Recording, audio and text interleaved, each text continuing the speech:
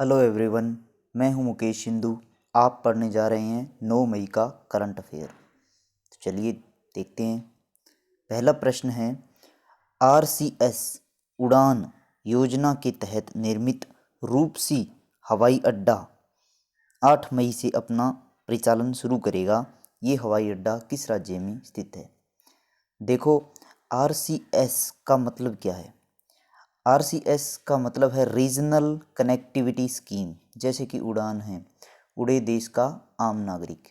इसमें हमारी कोशिश ये है कि उन जगहों को एयरपोर्ट से जोड़ना जहाँ पर एयरपोर्ट पहले नहीं थे। अगर आप देखें तो ये गुवाहाटी से कोलकाता के जब जाएंगे, गुवाहाटी से कोलकाता, तो बीच में आता है रूपसी हवाई अड्डा, यानी कि ये हवाई अड्डा है असम का। असम इसका सही आंसर है।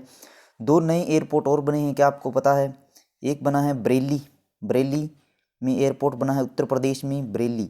और एक बना है कुर्नूल हवाई अड्डा आंध्र प्रदेश में, कुर्नूल में बना है। इसका नाम क्या रखा गया है?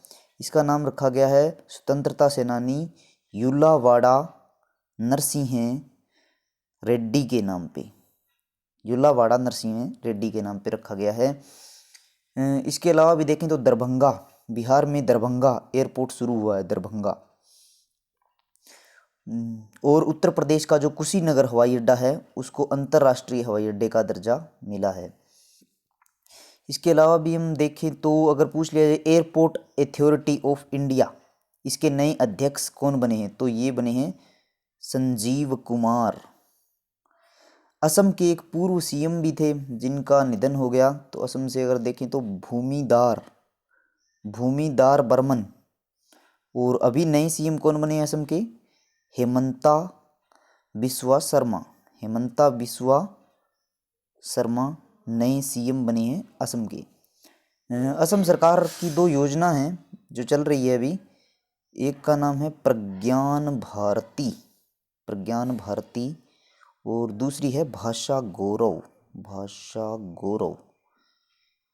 असम में एकमात्र वो रामसर साइट है, क्या आपको पता है?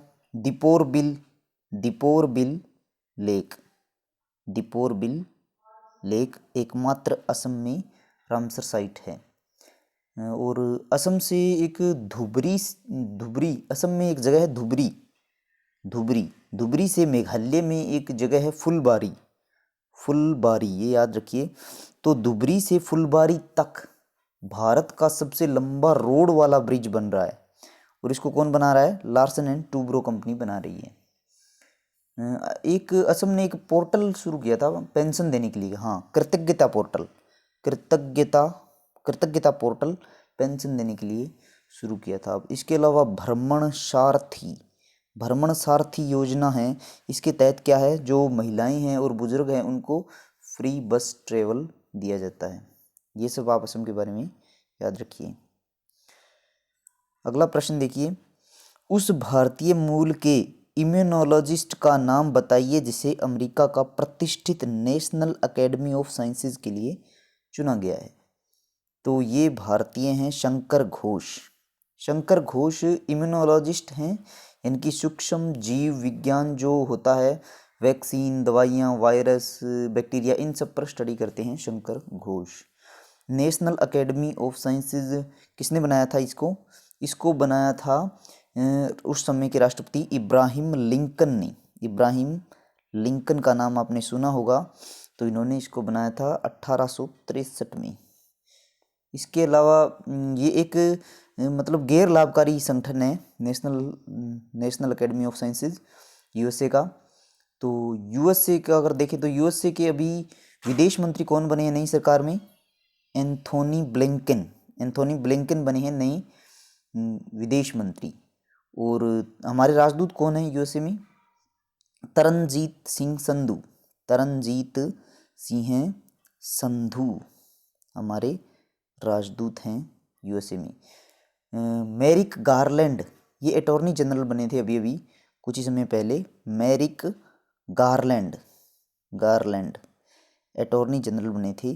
जैसे हमारे वेणुगोपाल हैं उसी तरह से, जो सरकार को रिप्रेजेंट करते हैं, एक तरह के सरकारी वकील, जो सरकार का पक्ष न्यायालय में रखता है उसी तरह होता है अटॉर्नी जनरल, तो मैरिक गारलैंड बनी। इसके अलावा हम यूएसए के साथ 2 युद्ध अभ्यास भी करते हैं। वज्र प्रहार हमने किया था, वज्र प्रहार ये हमने किया था बकलोह में। बकलोह कहाँ है? बकलोह है हिमाचल में। और एक का तो नाम ही है युद्धाभ्यास, युद्धाभ्यास ये हमने किया था बीकानेर राजस्थान में। तो ये ध्यान रखिए यूएसए के बारे में। यूएसए के बारे में अगर आप, बस इतना ही काफ़ी है। चलिए बढ़ते हैं अगले क्वेश्चन पर। अगला प्रश्न है, संयुक्त राष्ट्र द्वारा जारी खाद्य संकट 2021 पर एक वैश्विक रिपोर्ट के अनुसार 2020 में कितने लोगों ने तीव्र भूख का सामना किया? तो इसका आंसर है 155 मिलियन, यानी कि 15.5 करोड़ कह सकते हो आप। 15.5 करोड़ लोग ऐसे थे जिन्होंने तीव्र भूख का सामना किया। इसमें अगर देखें तो हम अफ्रीकी देश ज़्यादा हैं जिनमें भूख बहुत ज़्यादा है, जैसे कोंगो है, सूडान है, नाइजीरिया है, जिम्बाब्वे है, ये लोग हैं। तो जो 15.5 करोड़ लोग 2020 में भूखमरी में सर्वाधिक पीड़ित रहे, ये रिपोर्ट संयुक्त राष्ट्र ने दी है। संयुक्त राष्ट्र के महासचिव कौन है इस समय? एंटोनियो गुटेरस, पुर्तगाल के हैं। कई बार ये भी पूछा जाता है कि यूएन के पहले महासचिव कौन थे, तो इनका नाम है ट्रिग्वेली। ट्रिग्वेली क्या थे? पहले महासचिव थे यूएन के, तो ध्यान रखिए ट्रिग्वेली पहले महासचिव। भारत सरकार के दिव्यांगजन अधिकारिता विभाग, दिव्यांगजन अधिकारिता विभाग यानी कि department of empowerment of persons with disability ने सभी राज्यों और केंद्र शासित प्रदेशों के लिए ऑनलाइन मोड से किस पोर्टल के माध्यम से दिव्यांगता प्रमाण पत्र जारी करना अनिवार्य किया है? ये बहुत अच्छा क्वेश्चन है। देखो इस क्वेश्चन का मतलब क्या है, जब भी कोई दिव्यांग व्यक्ति होता है, चाहे वो आंशिक रूप से दिव्यांग हो या पूर्ण रूप से दिव्यांग हो, तो उसको एक सर्टिफिकेट मिलता है। ये सर्टिफिकेट उसको कौन देता है? दिव्यांगता अधिकारिता विभाग यानी कि department of empowerment of person with disability इसको देता है। ठीक है, इसके लिए हमारा एक मंत्रालय है जिसको हम कहते हैं ministry of social justice and empowerment, यानी कि सामाजिक न्याय और अधिकारिता मंत्रालय, जिसके मंत्री हैं थावरचंद गहलोत, इसके मंत्री हैं। ठीक है, ऐसा देखा गया है कि बहुत सारे लोग होते हैं जो इसका दुरुपयोग करते हैं। वो विकलांग नहीं होते फिर भी उसका फर्जी सर्टिफिकेट बनवा लेते हैं और विभिन्न तरीक़ों से सरकारी नौकरियों का या सरकारी योजनाओं का लाभ गलत तरीके से लेते हैं। तो ये सब ना हो इसके लिए सरकार ने 2016 में एक पोर्टल बनाया था जिसका नाम था यूनिक डिसेबिलिटी आइडेंटिफिकेशन, यानी कि यही UIDI, शॉर्टकट में देखें UDID, unique disability identification portal. तो ये UIDI पोर्टल बनाया गया है। अब ये हर राज्य में अनिवार्य होगा। दिव्यांगता सर्टिफिकेट अगर कोई राज्य देना चाहता है तो इस पोर्टल पर ऑनलाइन दिया जाएगा, जिससे कि ये जो चल रहा है दुरुपयोग ये रोका जा सके। सामाजिक अधिकारिता मंत्रालय का एक मोबाइल ऐप आया था सुगम्य भारत, अगर आपको ध्यान हो तो सुगम्य भारत, ये मोबाइल ऐप लॉन्च किया था सामाजिक और अधिकारिता मंत्रालय ने। एक महत्वपूर्ण योजना भी थी इनकी सामाजिक अधिकारिता मंत्रालय की। वो योजना क्या थी? असीम, ASSIM, असीम, यानी कि Ambedkar social innovation and incubation mission. इसमें क्या होता है कि इसमें लक्ष्य है गवर्नमेंट का कि 1000 जो दलित युवा हैं उनको उद्यमी बनाना। अगले 4 साल में 1000 दलित युवाओं को उद्यमी बनाना, उनके उद्योग शुरू करवाना। तो ये है असीम योजना, जो कि सामाजिक अधिकारिता और सामाजिक न्याय और अधिकारिता मंत्रालय की योजना है, और इसी के अंडर कार्य करता है ये दिव्यांगजन अधिकारिता विभाग। अगला प्रश्न देखिए, किस देश ने ग्रीन हाउस गैस उत्सर्जन को कम करने का ऐलान करते हुए 2045 तक नेट जीरो उत्सर्जन का लक्ष्य तय किया है? कहने का मतलब है कि 2045 तक ये देश कार्बन उत्सर्जन नहीं चाहता, कि उनका कार्बन उत्सर्जन 0 हो जाए बिल्कुल, ये चाहता है। तो ये अभी अभी किया है जर्मनी की सरकार। जर्मनी की राजधानी क्या है? बर्लिन है। और एंजेला मर्केल है यहाँ की चांसलर, इनकी सबसे पावरफुल है जर्मनी में ये पोस्ट। और बर्लिन में एक हेडक्वार्टर है ट्रांसपेरेंसी इंटरनेशनल, जो कि भ्रष्टाचार सूचकांक देता है हर साल। और यूरो मुद्रा है, जर्मनी की मुद्रा यूरो ही है। और यहाँ की संसद को क्या कहते हैं? बुंडेस्टैग कहते हैं यहाँ की संसद को। ये पूछा जाता है, ये एग्जाम में बुंडेस्टैग वाला क्वेश्चन पूछ लिया जाता है। अगला प्रश्न है, अंतर्राष्ट्रीय अग्निशमन दिवस यानी कि इंटरनेशनल फायर फाइटर्स डे कब मनाया जाता है? आप जानते हैं कि हर साल जो फायर फाइटर होते हैं वो लड़ते हुए हमारे घरों को, दुकानों को या जो भी सार्वजनिक स्थल है उनको आग बुझाते हुए मारे जाते हैं। तो उनके जो उनका बलिदान है, इसी को याद रखने के लिए हम मनाते हैं अंतर्राष्ट्रीय अग्निशमन दिवस। 4 मई को होता है ये सबसे पहले कब मनाया गया? 1999 में मनाया गया, क्योंकि 1998 में आग लगी थी ऑस्ट्रेलिया के जंगलों में। तो उस आग में 5 फायर फाइटर्स ने अपनी जान दी थी। उसके बाद से हम ये दिवस मना रहे हैं। और 4 मई को एक और दिवस मनाया जाता है, कोल माइनर्स डे, यानी कि जो मजदूर काम करते हैं कोयले की खदानों में, उनके लिए कोल माइनर्स डे भी 4 मई को मनाया जाता है।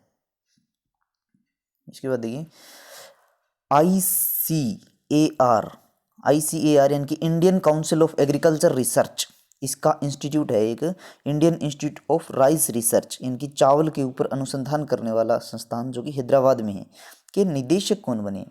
अब यहाँ पर मैं थोड़ा सा आपको कन्फ्यूजन दूर कर देता हूँ। जैसे हम ये बात कर रहे हैं, ये कर रहे हैं ICAR, Indian council of agriculture research, इसका एक संस्थान है NRR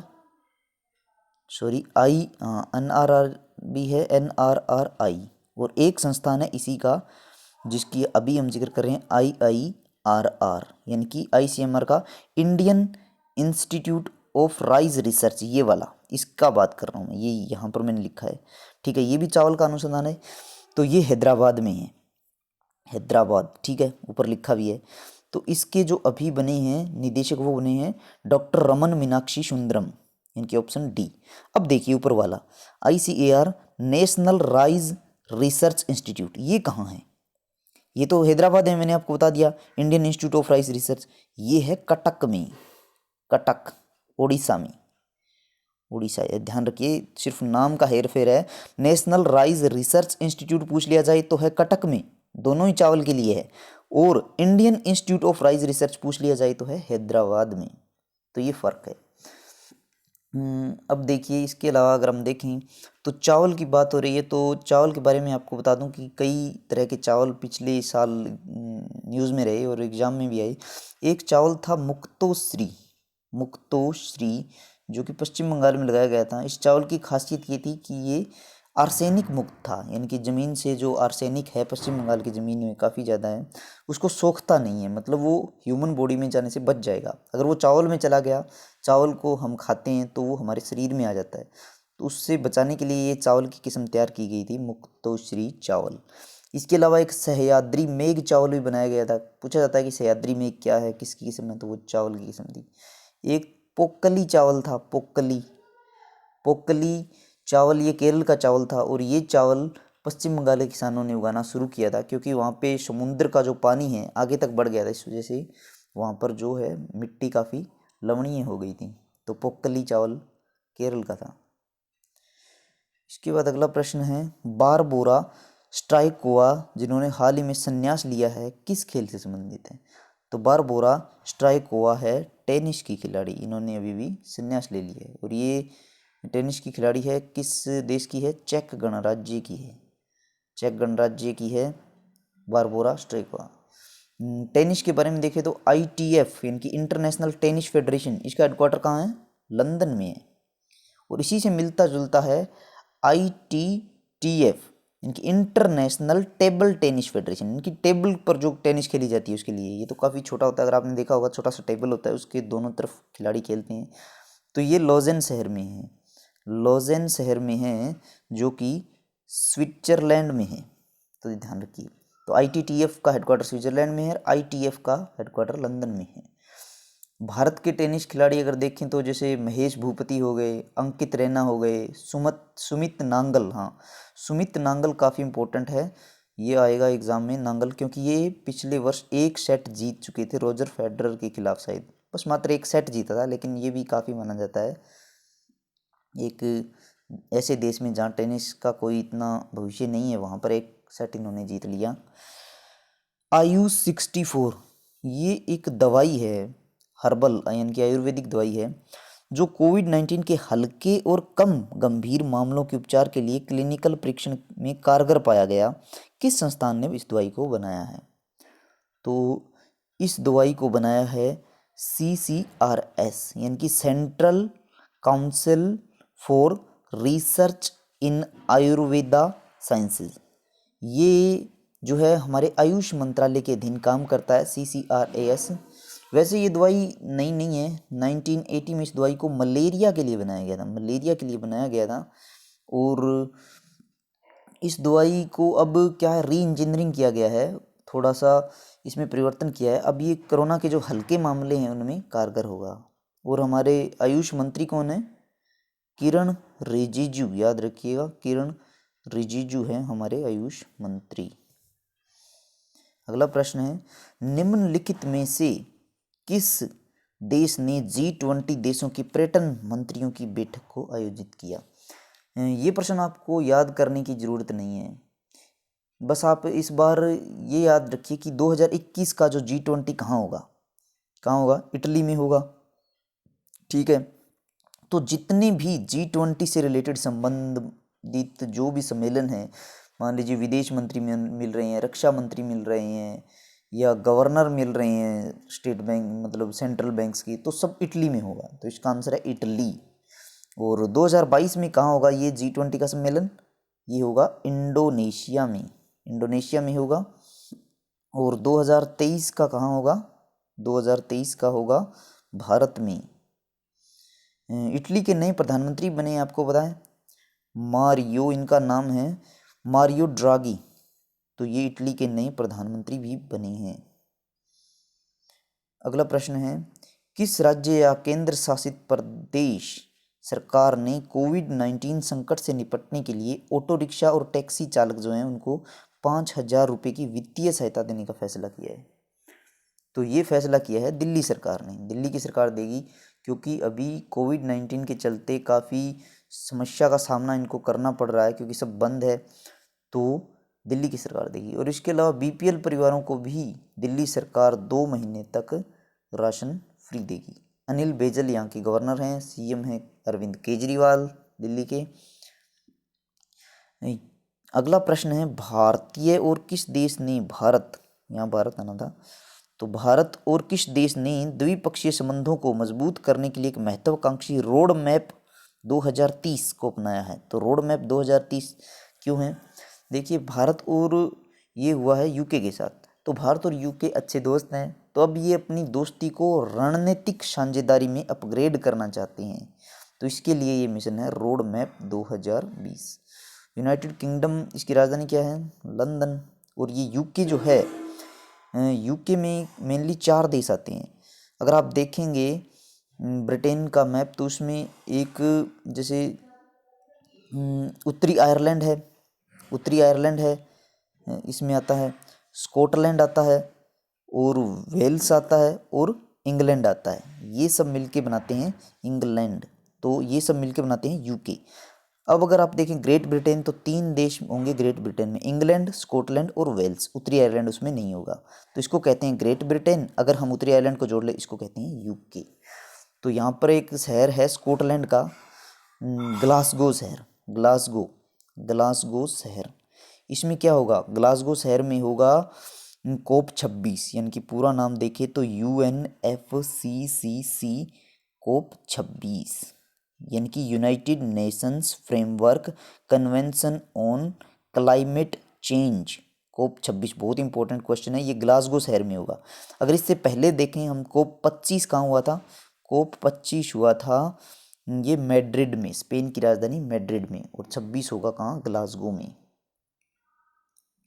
इसके बाद देखिए, भारतीय रेलवे ने हाल ही में 100वां 12,000 हॉर्स पावर का एक इंजन बनाया है, वैग 12B लोकोमोटिव। इसको किसने विकसित किया है? तो इसको विकसित किया है बिहार में जो मधेपुरा की इलेक्ट्रिक लोकोमोटिव है, इन्होंने इसको बनाया है। उसके बाद देखिए, पूर्व केंद्रीय मंत्री अजीत सिंह का निधन हो गया है, किस राजनीतिक दल के संस्थापक थे? तो अजीत सिंह थे राष्ट्रीय लोकदल के संस्थापक। अजीत सिंह कौन थे? ये हमारे पूर्व पीएम चौधरी चरण सिंह जी के बेटे थे। और चरण सिंह जी क्यों महत्वपूर्ण है? क्योंकि इनका जो जन्मदिन होता है 23 दिसंबर, उसको हम मनाते हैं राष्ट्रीय किसान दिवस के रूप में। राष्ट्रीय किसान दिवस होता है 23 दिसंबर को, ये ध्यान रखिए।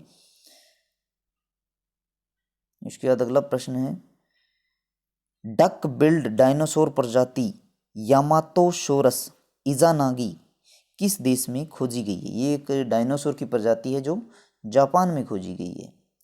इसके जीवाश्म मिले हैं और ये एक शाकाहारी डायनासोर था। और अभी भी हमारे मेघालय में भी डायनासोर की एक प्रजाति खोजी गई है, ये ध्यान रखिए। जापान की राजधानी है टोक्यो। एम्स के निदेशक रणदीप गुलेरिया के अनुसार कोविड-19 में %% के ऑक्सीजन स्तर को गंभीर नहीं माना, यानी कि कितना ऑक्सीजन आपका पहुंच जाए तो वो गंभीर नहीं है, तो ये माना है इनकी 92 से 93, यानी कि ऑप्शन ए एंड बी। तो डी ऑप्शन सही है, यानी कि यहाँ तक अगर ऑक्सीजन लेवल सही है तो आपका बॉडी उसको रिकवर कर लेगा, 92-93 तक गंभीर नहीं है।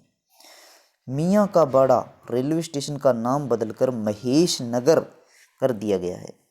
ये स्टेशन कहाँ स्थित है? तो ये स्टेशन है जोधपुर में। और ऐसा इसलिए किया गया है क्योंकि यहाँ के जो लोग हैं मियाँ का बाड़ा, तो इन्होंने सरकार से गुहार लगाई कि इसका नाम थोड़ा इस्लामिक प्रतीत होता है, इस वजह से उनके बच्चों के जो रिश्ते में दिक्कत आती है, इसलिए ये किया गया है। तो जोधपुर में अभी अभी क्या हुआ था, भारत और फ्रांस के बीच एक युद्ध हुआ था, युद्ध अभ्यास डेजर्ट नाइट युद्ध अभ्यास यहाँ पे हुआ था। उसके अलावा अगर आप देखें तो जोधपुर में उमेद भवन पैलेस यहाँ पे है। और मेहरामगढ़ का किला है। मेहरामगढ़ का किला कहाँ है? जोधपुर में है। और बरकतुल्ला खान स्टेडियम है एक, बरकतुल्ला खान स्टेडियम भी जोधपुर में है। तो ये सब कारणों से जोधपुर न्यूज़ में रहता है। पहली भारत फ्रांस ऑस्ट्रेलिया त्रिपक्षीय मंत्री स्तरीय वार्ता 4 मई को किस शहर में आयोजित की गई? तो ये की गई लंदन में। तो इस बार जो G7 2021 कहाँ होगा? तो इंग्लैंड में होगा। और भारत को बोरिस जॉनसन ने इनवाइट किया है G7 में इनवाइट किया है। G20 नहीं कह रहा हूँ यहाँ, G20 का मेंबर है भारत, लेकिन G7 का सदस्य भारत नहीं है। हमने भी 26 जनवरी पर बोरिस जॉनसन को इनवाइट किया था, पर कोविड के प्रकोप के कारण वो आ नहीं पाए थे। तो G7 से सम्मेलन जितने भी इस बार होंगे, G7 से रिलेटेड जो भी सम्मेलन होंगे वो इंग्लैंड में होंगे। इसी के साथ वीडियो समाप्त होता है। देखते रहिए APS स्टडी हब। तो मिलते हैं अगले वीडियो में। धन्यवाद।